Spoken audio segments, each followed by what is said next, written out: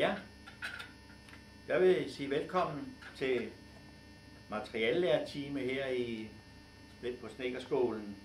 Det er sådan, at vi skal have noget materialelærer, og så vil man selvfølgelig stille sig det spørgsmål, hvorfor skal man have det materialelærer? Det skal man for det, at vi er nødsaget til at skal have et godt kendskab til træet, som er det vigtigste materiale for os, når vi skal lave møbler og godt bygningsarbejde. Og derfor så skal vi lære lidt om træets opbygning, træets bestanddele og i særdeleshed om alle disse gode egenskaber, træet har. Men vi må jo nok sige, at enhver medalje har en bagside, og det har træet også. Og derfor skal vi lære noget om træets mindre gode egenskaber, sådanne så vi kan tage beholdig hensyn til det.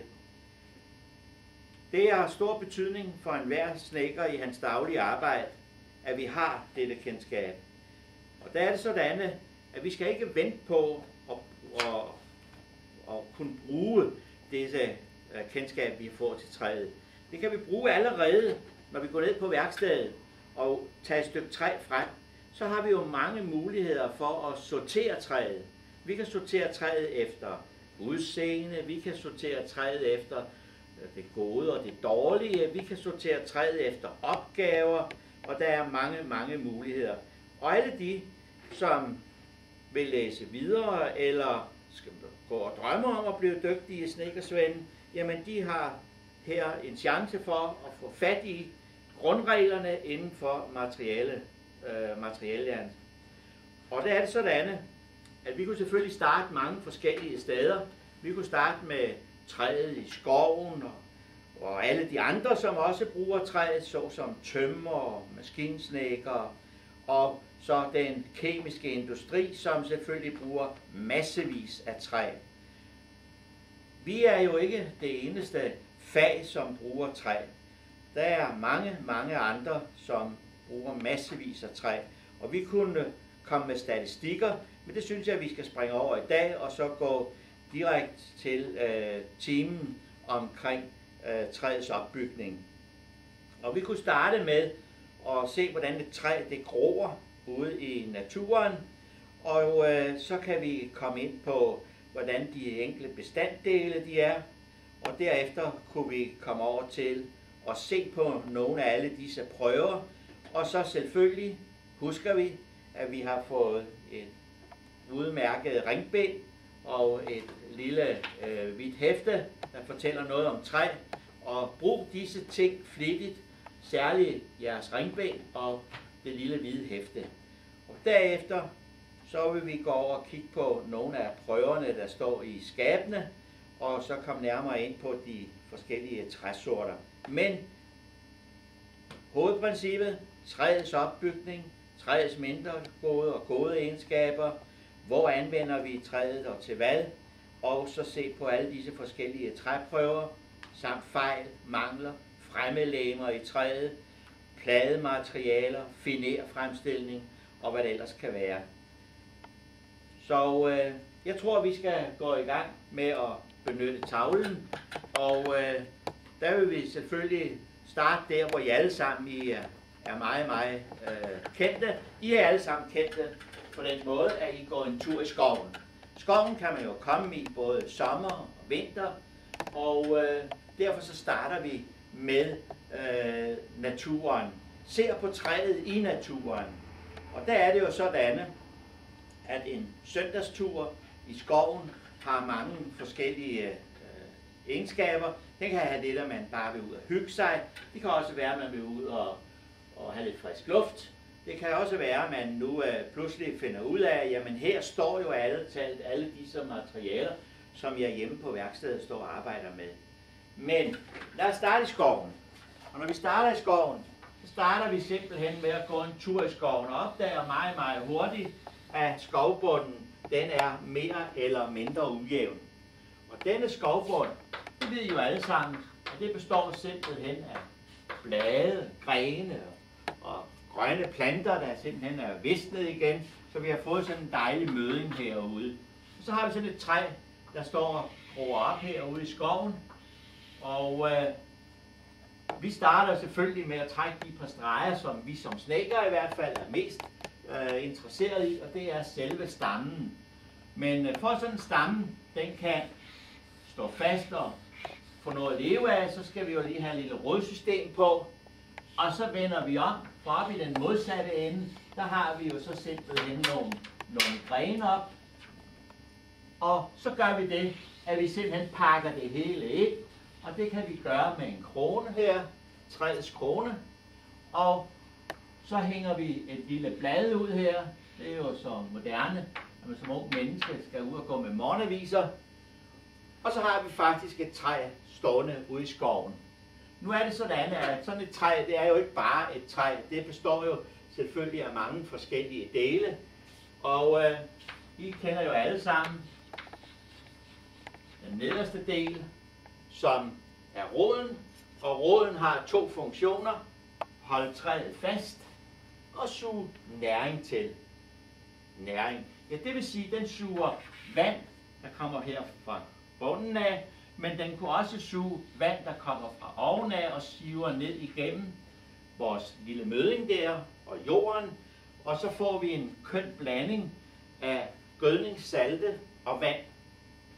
Og det er selvfølgelig, at vi har en masse bitte små rødder liggende langt ud. Og det er det, vi kalder for hårrødder. Det er dem, som simpelthen suger næringen herhen til træet. Når vi nu ser sådan et træ, så er der selvfølgelig også nogle andre funktioner. Og den anden funktion her, det er, at vi simpelthen hænger vores sol op her. Og så ved vi jo, at en dansk sommer, den kan samtidig hænge lidt lavt her. Og det vil sige, at vi får nogle grå skyer, der trækker op her. Og det er jo disse grå skyer, som en gang imellem giver en lille smule vand her til vores træ. Når vi nu har sådan et træ som det, vi ser her på tavlen her, så vil vi vide lidt om de øvrige dele. Og det er selvfølgelig det, vi er mest som snedkere interesseret i. Det er stammen. Og stammen, det er det stykke, vi har fra jordens overflade og op til, hvor grenene begynder. Og så har vi jo heroppe for oven, der har vi kronen. Og den krone her har det jo noget bedre end den danske krone. Den krone, den falder kun én gang om året, og det er om efteråret. Hvorimod den danske kan godt finde på at falde lidt jævnt sådan hen af hele året. Sådan er selve træet opbygget. Så har vi så det midterste herinde i træet. Og der må I sådan ligesom forestille jer, at vi går hen og skærer træet igennem her. Og det gør vi herovre ved siden herovre. Der skærer vi træet igennem, sådan så vi får den midterste herinde. Og der ligger så noget, vi vil kalde for årring. Det vil vi komme tilbage til lidt senere, hvordan de er opbygget. Men årringene ligger sådan som cirkler her rundt omkring, og vi må sige, at ham, der har skabt dette træ, har ikke været særlig klog, for så vil han have lavet træet firkantet. Vi får jo en del spild, når det er sådan her. Nu har vi så bygget træstammen op. Nu kigger vi ned eller op hernede i vores snit her, og så har vi herinde i midten, der har vi marven. Marven er den lille bitte prik, vi har herinde i midten, og det vil sige, at den kommer herude i alle ender af vores gren. Og det vil sige, at sådan en marv, den har kun en betydning lige i knopskydningen. Og det er ligesom vi kan forestille os, at marven, den kommer sådan her. Det er knoppen fra sidste år, og så kommer knoppen til næste år, og knoppen til næste år igen. Og hver gang, at vi kommer ud her, så er ligesom marven, så er dens funktion færdig. Så har vi rundt omkring den marv her, der har vi selvfølgelig det, vi vil kalde for nogle årringe. Og disse årringe for sådan et stykke træ, som det vi har tegnet her, består altid af to. Det består af et forår,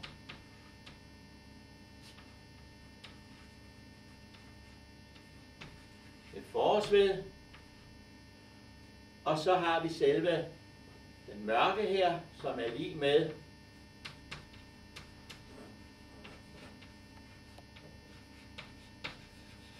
vi får det lige med det hele. Et efterårsved. Sådan er træet bygget op her.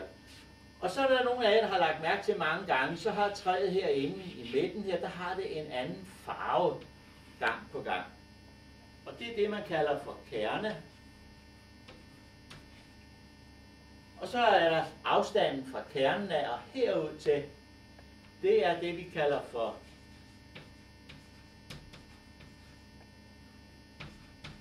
splint. Og når vi har sådan en splint, ja, så er det jo klart, at så har vi også her en indpakning herude omkring træet. Og den indpakning her, det er det, vi kalder for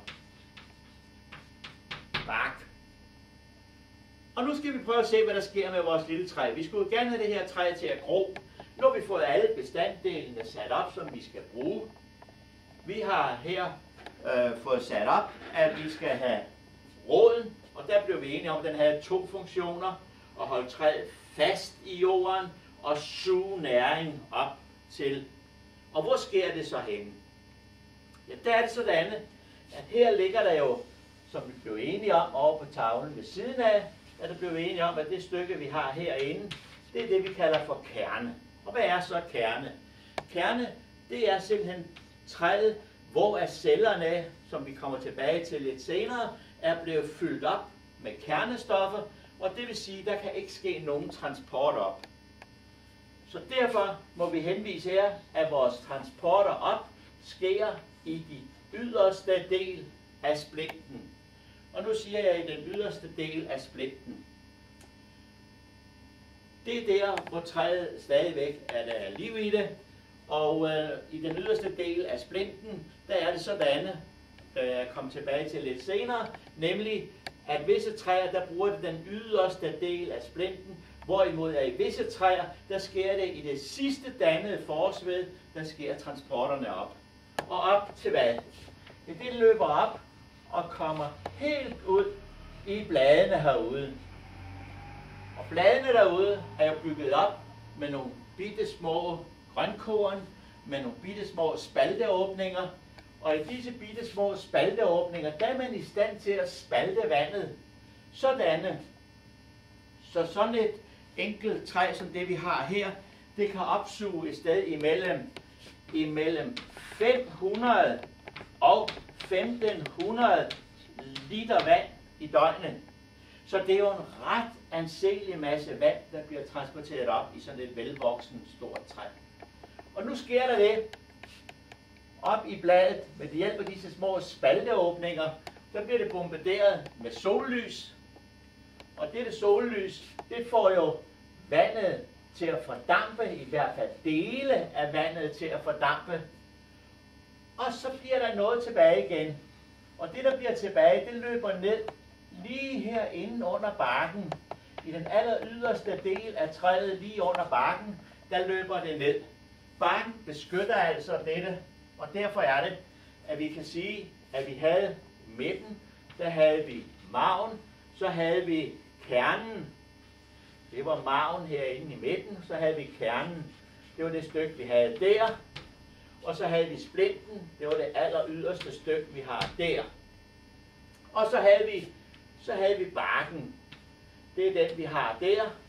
Og så lige inde under barken der har vi det, der hedder et dannelseslag, eller et vækstlag, også kaldet for et cambiumslag. Det er det, vi har lige inde under barken. Og det er der, hvor transporterne nedsker. Og der kan vi sige generelt, at når solen står højt på himlen, sker der nogle meget store fordampninger her fra træet. Så store, så nogle gange ser vi, at bladene ligefrem krøller sig sammen.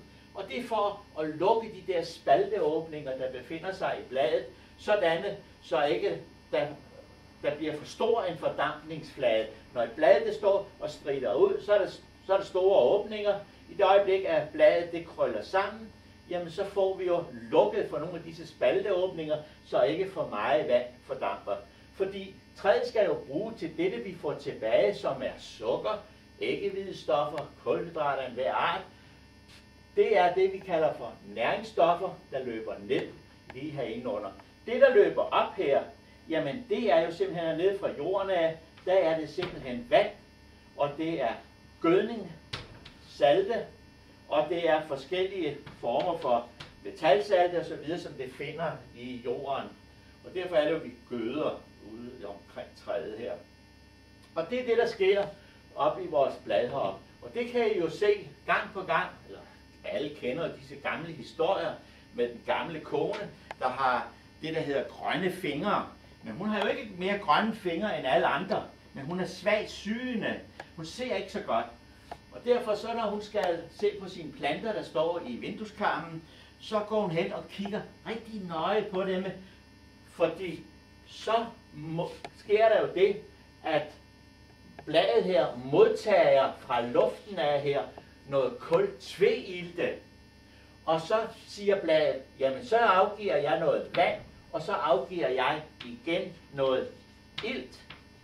Og det kan vi lige komme tilbage til senere, men det er, hvad bladet så afgiver. Og derfor bliver der jo en dejlig masse ilt, og derfor kan vi sige, at denne gamle kone, der står og kigger, hun udånder kultveilte til bladet, og samtidig med, så holder hun overfladen på bladet fuldstændig rent, og det gør, at grønkornene rigtig spuler simpelthen, og rigtig kan omdanne disse massevis af vand og salte osv.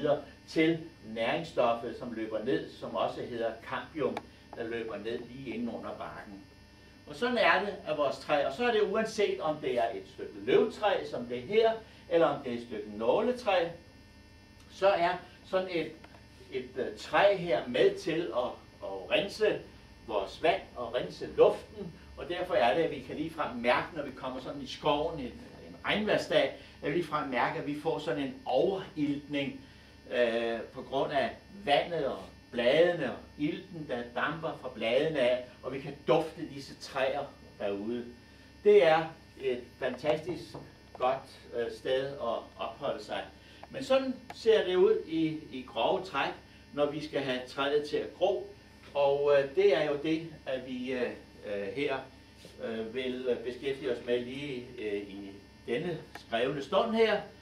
Og derfor så kan vi jo se, så kan vi jo lige repetere her på vores lille planche her. Og denne planche, den fortæller os jo, at roden holder træet fast og opsuger næring. Og den næring, den opsuger, det er vand og gødning, salte. Og vandet kan være regnvand. Gødningen kan komme fra vores lille mødding, vi har hernede. Og det bliver så transporteret op i den yderste del af vores stamme her, som hedder splinten, og kommer op til bladene, der hænger herude. Og der sker så i bladet det, vi også vil kalde for en fotosyntese. Når bladet bliver ramt af sollys og kultveilte, så vil bladene til gengæld afgive heroppe i kronen, så vil de afgive vanddampe og ilt, og hele kronen, det er det, vi kalder for det bladgrønne, det er det, der er med til at omdanne simpelthen hele vores proces. Og så er det jo stammen, og stammen, det er jo den, der skal løfte kronen op i lyset. Og der kan vi jo så se på bøgetræer for eksempel. Går vi ud i skoven, så vil vi konstatere, når bøgetræerne er plantet forholdsvis tæt, så vil træerne automatisk søge op til lys og luft, og dermed bliver stammen høj, slank. Tager vi nu det samme bøgetræ og planter ud på en åben mark, så er dette træ lige så doven som en snedkerlærling, for det siger, hvorfor skal jeg søge op, når lyset kommer ned til mig? Og så bliver det en lille, buttet, tyk stamme og en meget stor krone. Så derfor er det, at vi har skovene. Det er blandt andet for at få træerne til at søge op imod lys og luft. Og når så kommer op, og fotosyntesen er sket heroppe i bladene eller i nålene, hvis nu det havde været et stykke nåletræ, så er der den for ernæring bestemt nedadflydende cambium. Det er også det, vi kalder for vækststoffer og vækstlaget. Det er det, vi har lige her. Vi kan se det herovre. Vi har barken, vi har cambiumslaget, det er lige med vækstlaget. Vi har splinten, der vil mange gamle snedkere kalde det for hvidved. Og ved, ordet ved, Ja, der kom jeg sådan til at tænke på den gamle skovrider fra Aarhus af, som sagde, så længe at et træ står i skoven, så er det et træ. Men i det øjeblik, at træet bliver fældet, så er det ved. Og derfra ordet ved. Ved betyder træet, det betyder hvid træ. Og kerne ved, det betyder kernetræ. Og det er det, vi har liggende her. Og så har vi marven inde i midten. Selvfølgelig skal der da, når sådan en proces sker, så bruger træet også lidt ilt. Derfor har man nogle små bitte spalteåbninger i barken. Og barken er jo også opbygget af flere lag. Og sådan fungerer det altså. Det er træets overfrakke, kan vi sige, selve barken her. Men sådan gror vores træ, holder fast, suger næring, løfter kronen op i lyset. Op i kronen sker der fotosyntese, og dermed får vi vores træ til at gro. Og det var den lille gennemgang af det levende træ, og hvordan at det simpelthen gror derude. Og dermed tror jeg, at vi sådan lige skal trække vejret lidt, og dermed ligger der så en opgave, hvor vi nu kigger lidt nærmere på, hvordan det her skal foregå næste gang. Jeg vil nu beskæftige os lidt med de to træsorter, nemlig nåletræ og løvtræ. Og der er det sådan, at når vi nu taler om træet, jamen så kan vi jo tale om de mangfoldigheder, træet har. Når jeg sidder med de 2 stykker træ i hænderne her, så har vi det letteste stykke træ, der er her. Det er et stykke balsatræ, og så har vi det noget af det tungeste, der er her. Det er et stykke pukkenholt. Og imellem de 2 yderpunkter her, der har vi jo et hav af forskellige træsorter. Og der har vi træsort, der er en lille smule mere hvidt end det her, for eksempel ahorn. Så har vi på den anden side et stykke, der er en lille smule mere sort end dette, og det er det, der hedder ibenholt. Men ellers er det hovedsageligt brune farver og så videre, der er her imellem de 2 punkter. Og hvad vi ikke har, det kan vi fremskaffe, fordi snedkerne er altid i stand til at levere træet med lige nøjagtigt den farve på, som man ønsker det. Det var yderpunkterne, det tunge træ og det lette træ. Og så vil vi gå over til at kigge på vores 2 træsorter fra de nordiske områder.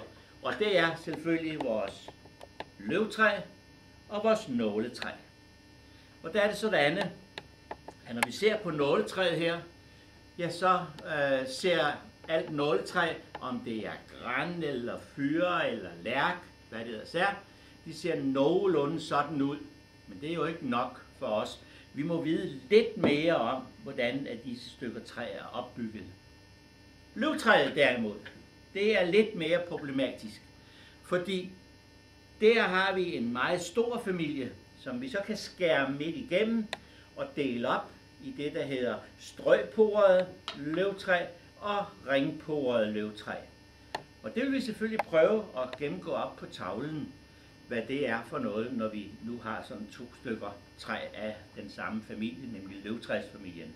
Og der er det sådan, at i engelsktalende lande, der vil man kalde dette nåletræ for softwood, og vores kære løvtræsfamilie, der vil man kalde for hardwood.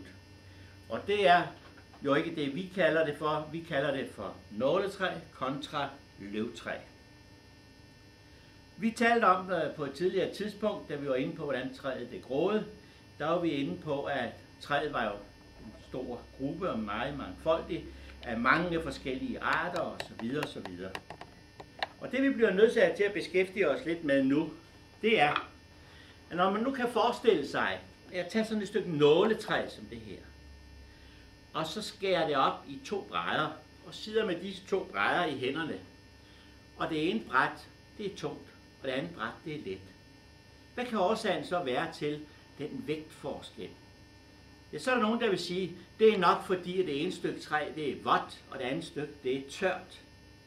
Så måler vi fugtigheden på de 2 stykker træ, og opdager, at den er den samme. Jamen, så må der være noget andet. Jamen, så må det være fordi, at det ene stykke træ, det er kernetræet herinde, og det andet stykke træ, det er splinttræet.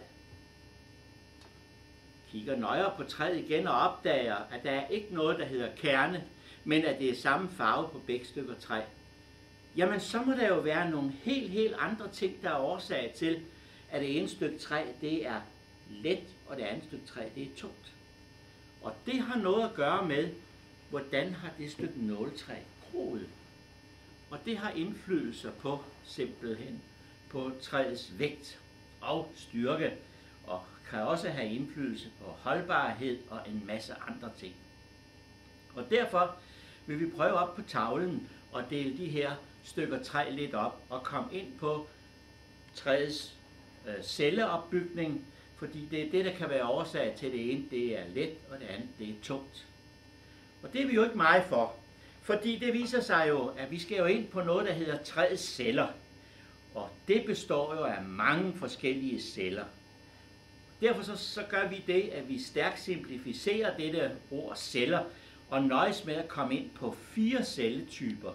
Og det er dem, som vi sådan kan generalisere, når nu vi vil generalisere her omkring træet, og nøjes med de 4 celletyper. Og nu vil vi prøve at kridte ned på tavlen, hvad det vil sige med disse 4 celletyper. Og vi starter selvfølgelig med den nemmeste træsort først, og det er selvfølgelig et stykke nåletræ. Det er det nemmeste, og det vil I ret hurtigt se op på tavlen, fordi det består faktisk kun af en celletype plus en lille smule af en anden celletype. Hvorimod, at vi må konstatere, at vores løvtræ består, som der allerede er sagt, af ringporet træ og strøporet træ. Og det vil jeg prøve at skitsere for jer op på tavlen, hvordan det kommer til at se ud. Vi starter op på tavlen med et stykke nåletræ.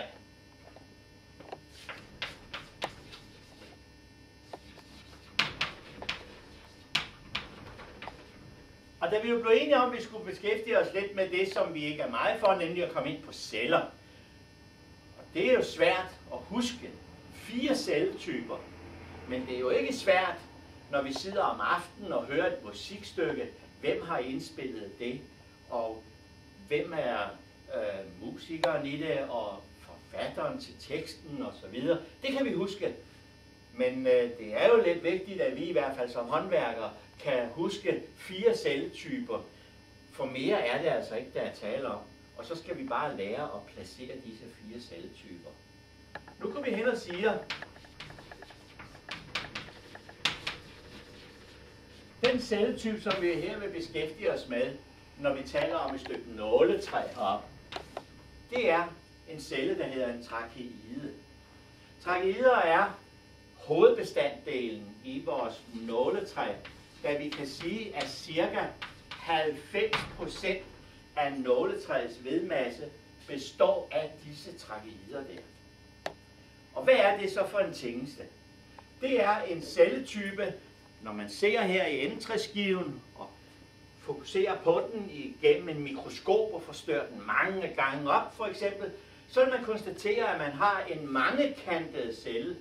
Nu tegner vi den sådan for nemheds skyld, så tegner vi den som ligesom en bicelle nærmest, altså sekskantet her. Den kunne lige så godt være firkantet, hvad den gør i mange tilfælde. Og det er som vi vil kunne se den her i endetræsskiven, når vi går hen og forstørrer det mange gange op. Nu er det sådan, at vi jo med det samme ser i sådan en endetræsskive, at der er en mørk ring og en lys ring. Vi burde nok altid sige, at der er en lys ring og en mørk ring, fordi den lyse ring, det er forårsved, og den mørke ring, det er efterårsved. Når vi nu ser disse celler i et mikroskop, så vil de faktisk se sådan ud. Og så vil I se med det samme, at ydre er det stort set ens, men nu sker der pludselig det, at vi her har en tynd væg, og vi her har en tyk væg. Og nu er det sådan, at dette fænomen i træet her går langsomt fra, skal vi sige, den lyse del her, den lyse del, over til den mørke del. Det sker langsomt, sådan. Men hvorimod, at næste forår, så starter træet igen med en meget tynd væg, Og derfor er det, at vi altid vil se, at et stykke nåletræ revner som regel lige efter et efterårsved. Og helt glat med et efterårsved. Den revner aldrig før, fordi der sker det jo langsomt. Her får vi et svagt sted i vores træ. Det er lige efter et efterårsved.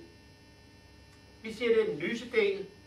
Vi kan også sige om den lyse del, det kan vi også sige, at det er lig med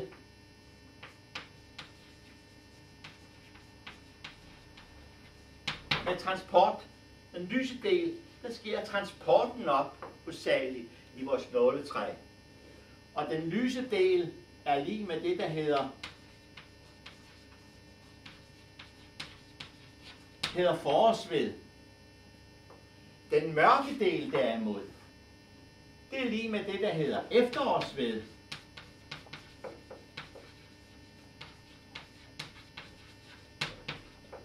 Og den mørke del er lige med styrken. Når du ser på sådan en celle, så har vi stadigvæk kun kigget på endetræsskiven her. Men hvad nu hvis jeg vender træet sådan og kigger ind på siden af cellen? Cellen ligger jo i træets længderetning. Cellen ligger i træets længderetning. Så får vi en celle, hvor cellevæggen løber op her, løber ned her, sådan mere eller mindre. Og det samme sker herover, løber ned og løber op, og sådan ser det ud. Når vi så ser nogle mikroskopiske billeder af sådan et stykke nåletræ, så vil vi konstatere gang på gang, der er sådan nogle ormhuller her. Det er ikke ormhuller. Det er huller, der går fra den ene celle og over i den anden celle. Sådan her er der huller. Der er nogle små membraner her imellem. Og det vil sige, at hvis jeg her vil transportere vand op i mit nåletræ, så kommer det i denne celle her ud igennem dette, ind i cellen, ud og videre op her. Så transporterer den vandet op. Og dermed kan I jo se, at der opstår nogle ganske naturlige små vandreservoirer her i bunden af cellen. Og der har I så også en forklaring på, hvorfor at nåletræ har en god evne til at overleve, skal vi sige, tørkeperioder. Fordi nu suger den bare på lappen, det vil sige, at den suger det, som den har her. Det er vores tragedie, den her. Og så, hvor stor er sådan en celle? Vi har en cellebund her, og et eller andet sted, der hænger op, der har vi en anden cellebund. Og der er det sådan, at længden på sådan en celle, og der er det helt klart, at den er usynlig i endetræsskiven. Der kan vi ikke se den. Men når vi kigger på længden af sådan en celle, så er den allerhøjest 5 mm lang. Og det er jo ikke meget med sådan en celle, at vi kan se, at den er 5 mm i længden. Så det er jo en meget, meget lille rør i realiteten, der befinder sig inde i træet.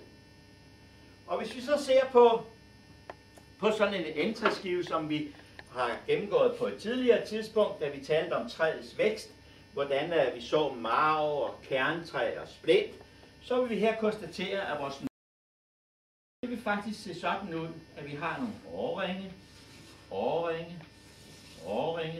Og disse årringe, de ligger mere eller mindre koncentrisk her rundt omkring vores midte, som er i dette tilfælde vores marv. Og så har vi et stykke træ herover. Det er ret hurtigt. Det er ret langsomt. Sådan her. Så er nogen, der siger, ja, men jeg konstaterer jo alligevel, at den celle, jeg har der, eller den årring, jeg har der, minder om den årring, jeg har liggende der. Og det er jo heller ikke bare løgn. Fordi her må vi ligesom tage en tomfingerregel. Og den tomfinger, der går vi hen og siger, at det er vores nåletræ. Og hvad er så tomfingerreglen her? Det er, at vores efterårsved i nåletræet har en ret konstante tykkelse eller bredde. Og derfor skal vi jo have dette til at ligge så tæt som muligt. Og derfor kan vi jo så konstatere her, at vi har her hurtigt og langsomt. Og hvor får vi så det fra? Ja, det får vi blandt andet, hvis nu vi kan forestille os, at vi har her Sverige. Nu tegner vi Norge først for at overdrive lidt, og så har vi lille Danmark liggende herinde midt i det hele her. Nu vi forestiller os, at vi har et lille træ heroppe i Nordsverige, der er et lille træ hernede i Sydsverige. Så kan vi så sige til hinanden, hvor får vi så det bedste træ fra? Ja, det her nede, det har jo fed lollandsk lerjord, og derfor så kan vi meget hurtigt sige, det bliver det her omme. Hvorimod heroppe i Nordsverige, der vil vi få et stykke træ, hvor overringene vil komme til at ligge sådanne, mod hernede i Sydsverige, hvor de lå sådanne her, fordi deroppe har vi forholdsvis korte vækstperioder og korte sommer og hårde vinter. Der er jo ikke mange, der er klar over, at hvis vi sætter en pæl i Sydsverige her, hvad vi jo ikke skal gøre, men hvis vi nu gjorde det, og så drejede rundt, så ville Nordsverige heroppe komme til at ligge nede i nærheden af Italien i Rom. Og så forstår man pludselig bedre disse forskellige vækstzoner, at der befinder sig. Og nu kunne vi så sige, jamen hvad betydning har det på kvaliteten af vores træ? Jamen det kan vi jo hurtigt skitsere her med 2 små firkanter, fordi enhver kan se, alt det træ vi har her, jamen det er jo det træ, som var hurtigvoksen med store huller. Og hvad er et hul? Det er jo ingenting med noget udenom. Og er der langt ud til det, der er udenom, så har vi jo et stort hul, og det bliver det jo her. Her har vi i realiteten kun én styrke overring liggende, og ser vi på det andet herover, så har vi 3 ringe liggende og giver styrken indenfor. Og det vil så sige, det giver jo langsomt voksende stykke træ, det bliver hårdere, det bliver tættere, det bliver meget, meget mere holdbart, end det vi vil få fra det sydsvenske her. Og det er så, som vi kan sige kort og godt omkring vores nåletræ. Men nu er der jo den kvikke mand her, eller kvinde, som har konstateret, at han skriver 90%, og så er det, man siger sig selv, hvad er så de sidste 10%? Jeg siger, det er straks noget helt andet, for den celle her, den er vi jo enige om, at den er og når vi siger usynlig, så er det for det blotte øje. At vi kan ikke se den sådan lige med det blotte øje, at den ser sådan ud. Men så har vi de sidste cirka 10%.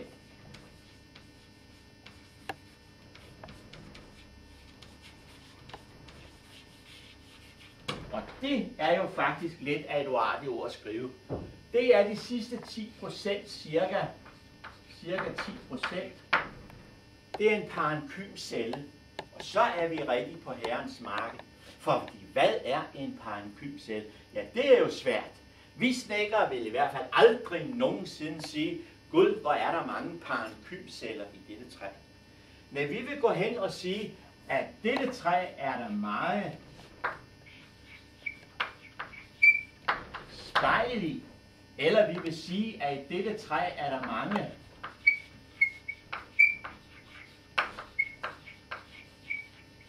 magstråler i. Og det der parenkymcelle er cellens navn, når man slår det op, men snedkersproget vil være, det er spejl eller magstråler. Og hvornår er det så hvad? I dag er det sådan, at den celle her,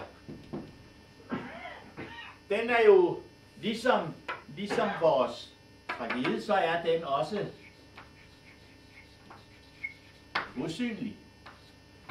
Den er også usynlig. Den kan vi heller ikke se i nåletræet. Den findes. Det er meget, meget sjældent, man finder et stykke nåletræ. Det kan ske i et stykke pitspine eller lignende, at man kan se, at den celle den befinder sig i det, når det er spejlskåret, hvor jeg også vil komme nærmere ind på senere, når vi skal tale om opskæring af træet.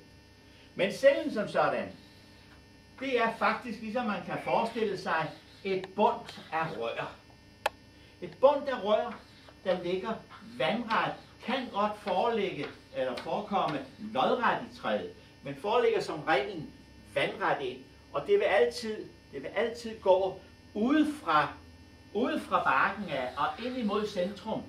Så vil du sige, hvorfor ikke inden fra centrum af ud af? Jamen det gør det også, men læg lige mærke til, når I har maven herinde, og vi tegner nogle af disse magstråler, der kommer altid strålende på den måde ud her i træet. Så ligesom man kan forestille sig, at nu er afstanden imellem disse magstråler blevet for stor. Og så danner træet simpelthen nogle nye. Men den celle her, den bliver ved med at køre derud af. Den celle her bliver ved med at køre derud af. Og derfor er det, at vi kan gå hen og sige,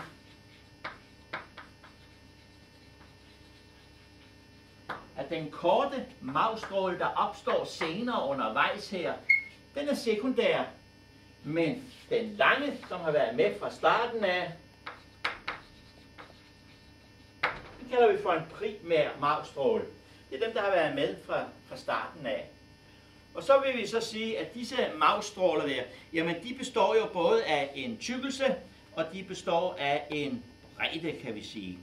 Og der er det sådan, at tykkelsen er under synsgrænsen. Det er det, vi har den vej her. Det er tykkelsen på det.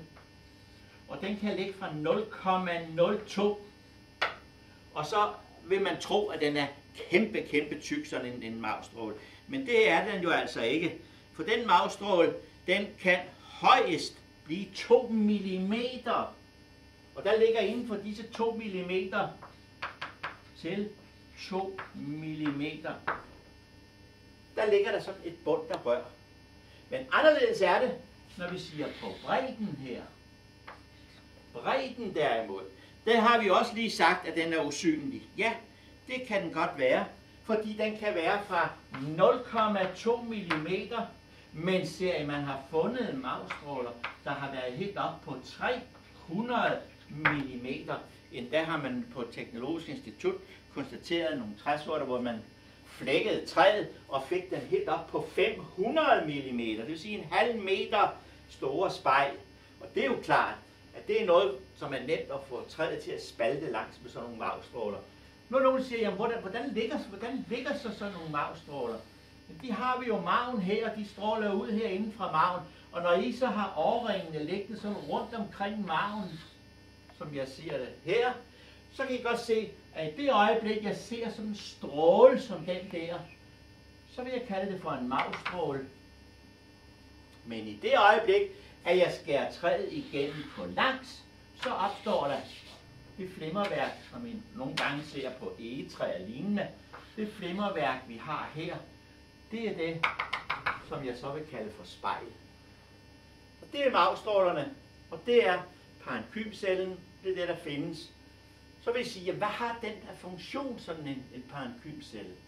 Jamen, den har den samme funktion som herover, nemlig at transportere ikke vandet i træets længderetning, men tværs ind i træet. Derfor så starter den altid ude under barken, som vi har herude. Så ligesom den kan sige, den suger vandet ind og bruger faktisk disse celler, rør her, som spisekammer. Det vil sige, den oplager herinde næringsstoffer til dårlige tider, og så kan den sende det videre. Men den kan også bruge det her næringsstoffer til at omdanne, hvis nu træet har en evne til at danne en sund kerne.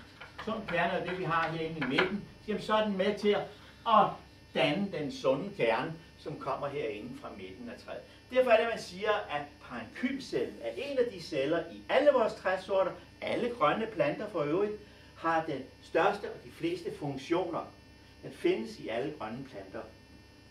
Det er magstrålen, også kaldt for spejl, og det er vores navn på den, nemlig en parenkymcelle. Den er styrke, transport og har som sagt flere forskellige funktioner. Nu er vi sådan ligesom kommet godt i gang og har fået hermed en forklaring på vores nåletræ, så vi kan roligt nu bevæge os over på det næste, nemlig løvtræet. Og når nu er jeg over ved løvtræet, så var det jo, vi blev enige om, at løvtræet består af 2 forskellige slags løvtræ, nemlig ringporet og strømporet.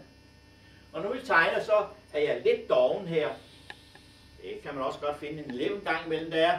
Så jeg nøjes med at tegne det hele ind i en tegning her, ved at sige, her har jeg maven. Okay, så omkring maven, der har jeg nogle årringe liggende.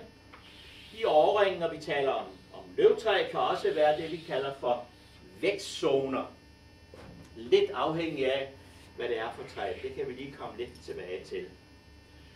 Når vi nu har lavet sådan 2 stykker træ, så er de jo faktisk ens. Ja, de er sådan til dels ens. Nu vil jeg gå hen og kalde det her for et stykke bøgetræ for eksempel. Og det her over vil jeg kalde for et stykke egetræ for eksempel. Jamen så er der noget, der fortæller mig, at bøgetræ er altid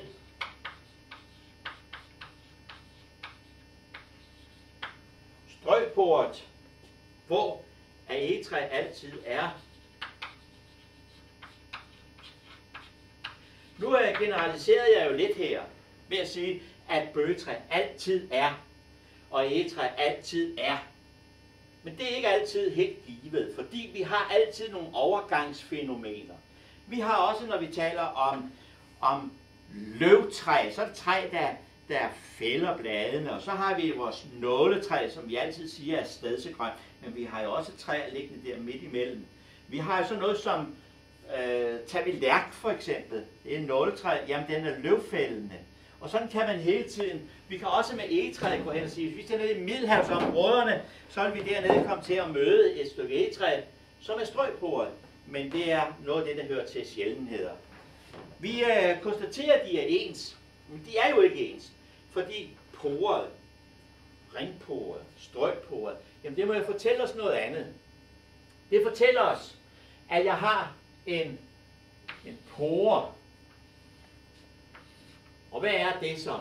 Det er simpelthen det vil en plantefysiolog eller forskkandidat, han vil ikke sige det. Han vil sige, at det er kar. Men vi kan aldrig finde på at gå hen og sige, Gud, hvor er det nogle grove kar, det er det stykke træ. Så derfor så siger vi, at det hedder porer. Og det er porer, vi har her. Denne dejlige store porecelle, vi har her, den har huller her i siderne, huller den vej ind, huller i bunden. Og det er i det hele taget en ret stor celle, vi her har med at gøre. Og det er et celle, som har en funktion. Den kan nemlig være fra, jeg har nær sagt, forholdsvis lille, nogle få millimeter, og så vil vi konstatere gang på gang, at den her med sikkerhed fra cellebund til cellebund kan være fra 1 til 500 mm. Så det er jo en ret anseeligt, når vi siger fra cellebund til cellebund, som vi har her. En ret stor, men så kan vi også sige med sikkerhed, er lige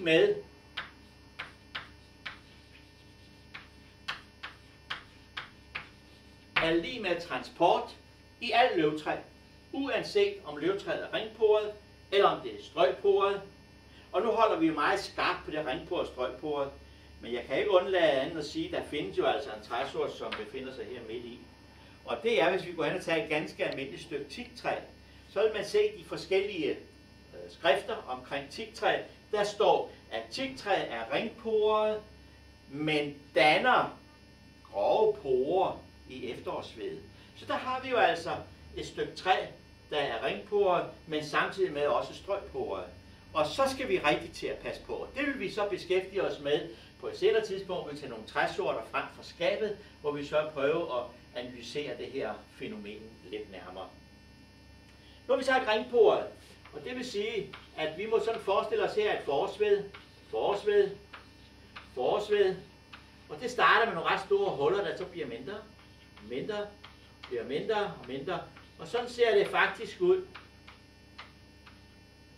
Og nu springer jeg lidt over her, og så siger jeg, sådan ser det ud hele vejen hernede af, til begge sider. Jamen hvad så med det strøgporet? Jamen her havde vi jo den der liggende her, fordi der står det i porer, det er lige med transport. Jamen det er også i den situation her lige med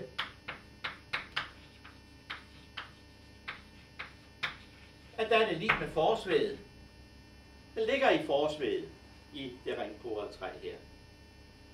Nu kunne vi så godt tænke os en ting, og det sige, jamen hvad er der så her? Hvad ligger der der? Hvad ligger der her? Hvad ligger der her? Jamen der ligger straks en anden celle, som er en lille bitte en. Og når jeg siger lille bitte en, så er det fordi, den har ikke sådan noget forbindelseskanaler. Den har hulrum og så videre. Den minder mere, kan vi sige, om et stykke trækpapir. Og trækpapir, det ved vi jo alle sammen, at det er noget, der kun er stærkt sugende. Og så noget trækpapir, der er det jo helt klart, at det kan vi ikke sådan lige lade vandet løbe op igennem. Så derfor siger vi, at denne her, den er højst fra 0,3 til 2 mm i længden. Og hvad er det så? Det er en vedtager. Eller vi kan også kalde den lidt mere simplificeret, som også den kaldes for en vedcelle.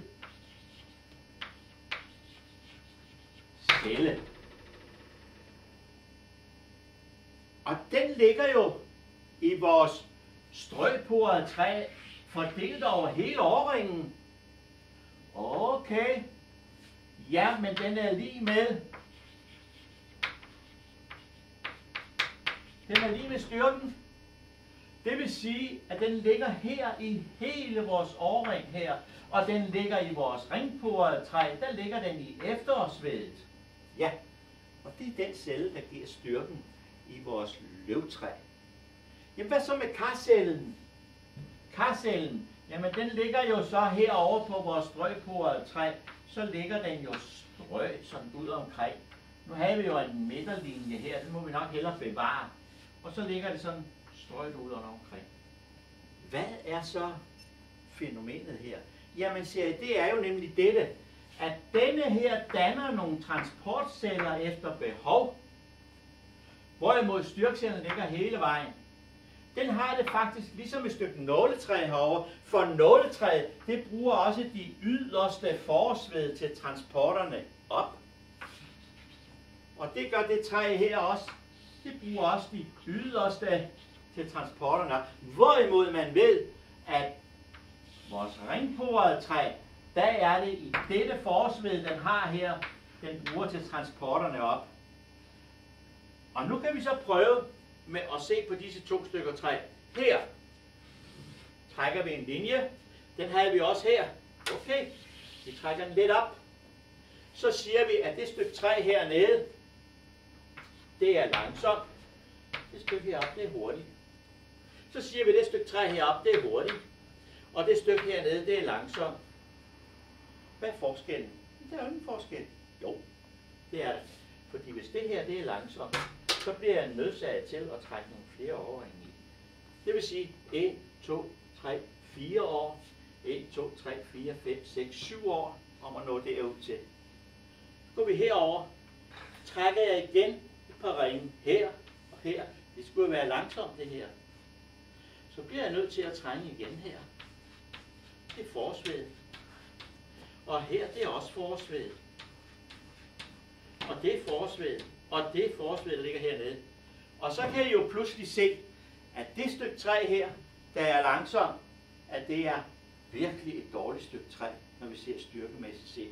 Fordi der inden for kvadraterne bliver alt for mange huller. Herover, hvad siger I der? Det er fuldstændig ligegyldigt. Om træet er hurtigt eller langsomt voksende, så er det et godt stykke træ. Her er det langsomt voksende, så er det dårligt. Er det hurtigt voksende, så er det godt. Herover er det langsomt, så er det godt. Er det hurtigt, så er det dårligt.